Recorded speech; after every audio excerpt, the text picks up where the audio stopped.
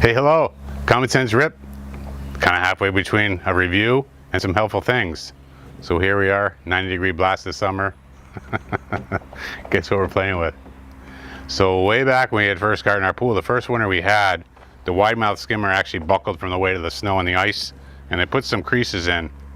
Of course, right around where the wide mouth skimmer was. And as you can see, I've already tried a few times. It's actually almost every summer, every spring, when we go to fill our pool up, it's leaking again. So I've tried some fixes. Well, I went online and I was trying to figure out how I could fix the pool without putting a whole new pool up. And I came across this Fair Oaks has a repair kit. So I ordered one. I'm gonna throw it in. I figured while I was throwing it in there, I'd kind of show you how it goes in and how it works, and we'll see together if it's gonna be a good fix, hopefully. So I'll show you the kit. It's pretty simple, actually. This is actually a stainless steel plate. I'm not sure the gauge of it is, but because it's stainless steel and we're not using the galvanized, I felt a lot better because we actually had a galvanized piece I could show it to you. I put in last year, and the corrosion was just horrendous. So stainless steel would definitely be the way to go. And it actually also comes with all the stainless steel hardware for bolting it together, and a drill bit that actually is the drill bit you need to use to be drilling the hole through your pool to set all this stuff in place. And the first thing we want to do is we're going to bolt our plate onto the 4 holes of the wide mouth skimmer, so we know where the plate's going to sit from the outside. So the first thing we're going to do is we're going to bolt this plate actually on the outside, so we can know where to drill our holes.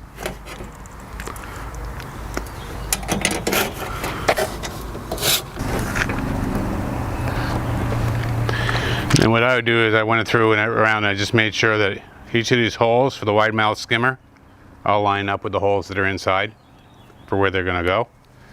And then what's going to happen is we're going to drill the 4 holes in the outside 4 corners next. So we're going to take the drill bit that came with our kit, okay, and we're going to drill. We're going to go around and drill each one of the 4 outside perimeter holes.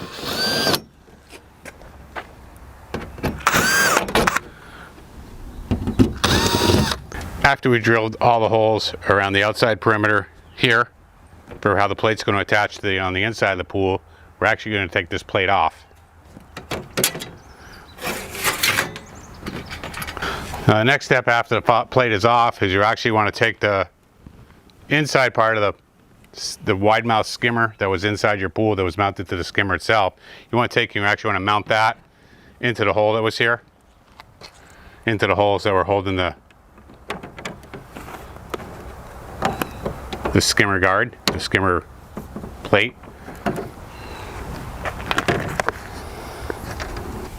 Okay, after you got the skimmer plate mounted on the outside, what you're actually going to do is go around with the magic marker, and you're actually going to mark the outside perimeter where this plate is.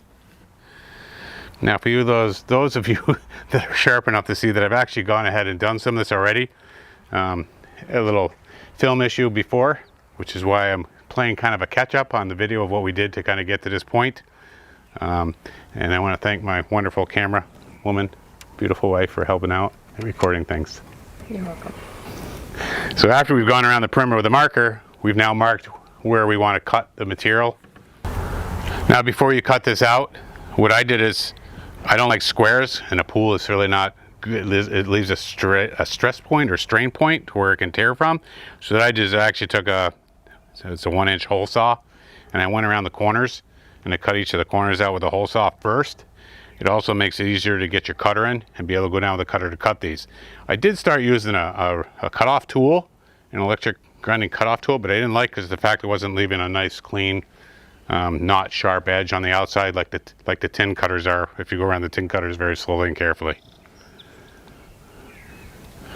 So now what I'm going to do is I'm going to finish cutting out along the lines on here, so I can cut all the material and see down around here where the rusted material is and stuff, and get that out of the way.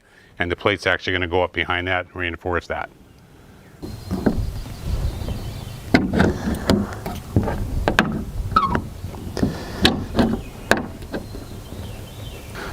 All right, so now we got it all cut out along all the lines that are there. There's a couple of rough places, and actually where the drill went through. There's some burrs that are sticking out, stuff like that. You could probably use a file, I don't know, maybe some sandpaper. I like to do things with power tools. I'm not going to keep this under power on the backside. All I'm going to do is I'm just going to smooth out anything that's rough that's on the backside of there. And when I do that, I'm just going to, all I'm going to do is hit it and then just grind after it's not under power. So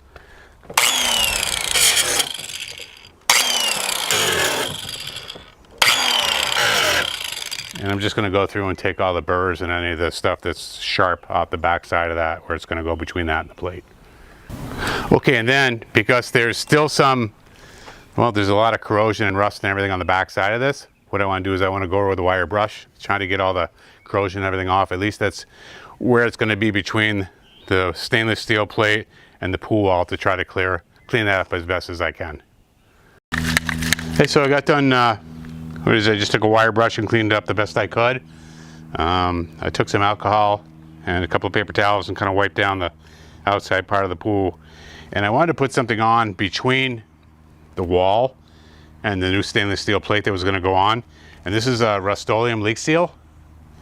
It's kind of a rubberized, flexible coating that I thought would seal, at least to seal off any more oxidation that would get in between the plates there and the water and whatnot might be in there. Because now what we're going to do is I'm going to bolt that stainless steel plate onto the inside of the pool under here. You were right, I was wrong.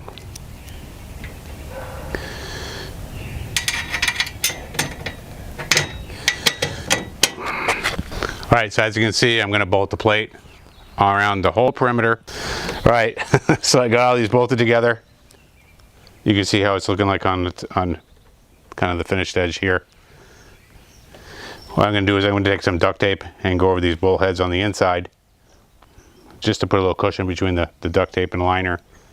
And actually this liner, we're actually putting a brand new liner in here, so I'm going to fold the liner back up on top of here after I put the duct tape on it.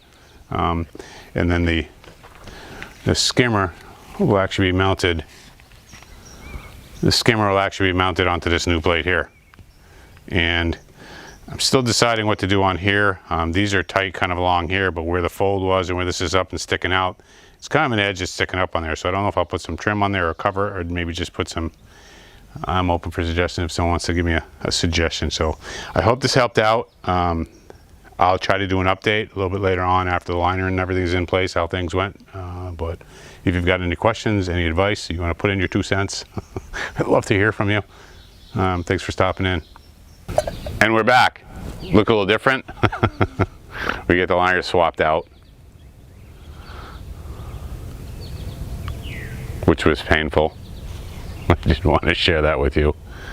And we haven't cut out the return and the wide mouth skimmer openings yet. The pool's been filled up and we're at that point, we're going to do that. But before I did that, I wanted to point something out. Between the plate and the pool wall, we had taken a wire wheel to and cleaned off and shot some, it's like that, like a Flexi seal. It's a Rustoleum. And that was between the plate and the pool wall. Well, now, since the plate's in place and the liner's back in place, and we're going to be cutting into the liner to put the wide mouth skimmer on here, what really bothered me is if you see right here on the bottom and a little bit around the corner, there's a gap between the repair plate and the old pool wall. And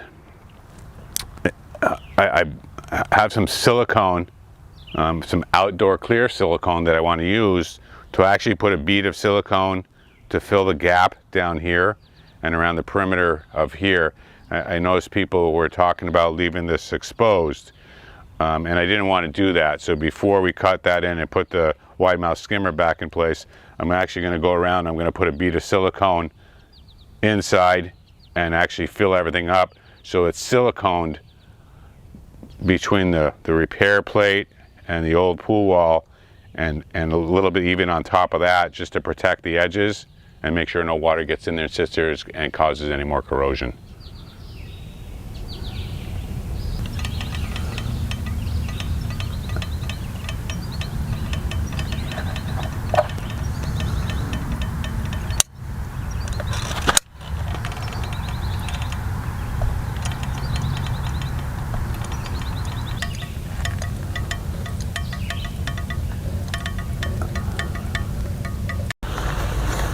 Okay, you can't ever have too many paper towels, and you want to be careful when you're going around the perimeter because it's really, really sharp, says the man with the Band-Aid on his finger.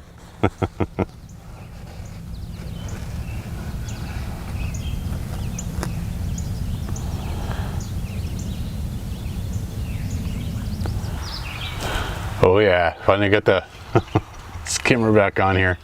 We end up going with a brand new, it's actually an Olympic skimmer. It was kind of difficult to line the screws on the inside plate up with through the holes in the plate and then onto the skimmer itself, but we got it on. It looks dry. Come we won't have any leaks and it'll stay dry. And it looks like it's going to work for us. While we're hooking up the skimmer and trying to get our pump running again, our jacuzzi sand filter decided to expend its gasket, so I'll be doing another video and I'll show you how I'm going to fix that, or attempt to fix that if the parts will work. Thanks for stopping by. Like always, leave some comments below. Let me know your thoughts, your 2 cents, any opinions, options, something better I could have done. Always willing to learn. And thanks so much for stopping in.